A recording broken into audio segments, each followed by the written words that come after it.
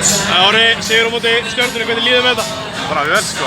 Við erum að reyna að koma okkur í 3. sæti og fá heimavöllsrétt og svona, þannig að reyna að halda því, þannig að það er mjög góð sigur. Voru nokkuð búið að gleyma því hvernig þið er að vinna? Nei. Það er alltaf einn í okkur sko. Bara enda ekki með okkur síðustu leikjum, þannig að við komum bara inn á leik til að vinna þessu alla.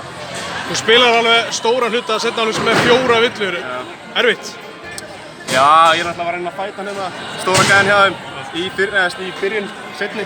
Gekk ekki náttúrulega svo vel upp, en ég fekk villu. Þannig að ég ákvað nú bara að fá hann á mig og sjá hvort hann klára yfir mig ekki, en gerði það ekki, þannig að það gekk hjá okkur. Ánægður með þetta hjá þér sjálfur? Já, það var fínn leikur sko. Hitti og var að kötta á góð vörn og eitthvað svona, þannig að það var flott bara.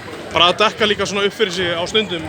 Er það bara challenge sem þú fílar eða? Já, mjög gaman sko. Og líka bara að sjá hvernig þessi gauður er búin að aðdurra með sko frekar lengi þessi gauður sko, þannig að sjá hvernig þetta er sko, þannig að en ég þarf að bæta mig út að ég fæk 4 villar á hann mjög fljótt, þannig að ég bara bæta mig í því.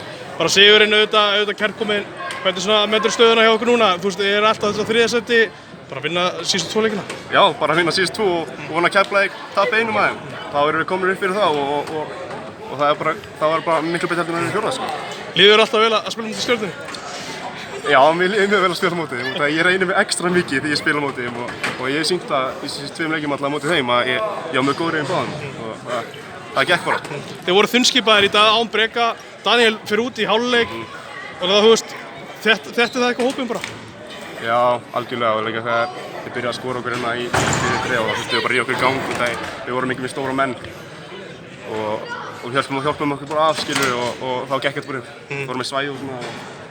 Akkurat, er það svæði sem að, þú veist, þið eru 12 stigum yfir og lendir svo 3 stigum undir. Já. Hvernig náðu þið að snúa þið við? Bara svæði sko. Við vorum ekki að hitta þessu svæðinu sem vorum að stela honum mikið. Þannig að ég held að það sé bara líkillinn að við náðum eins aftur í fórskot sko. Bara til hamingju með sigur Nóri og gangið vel. Takk.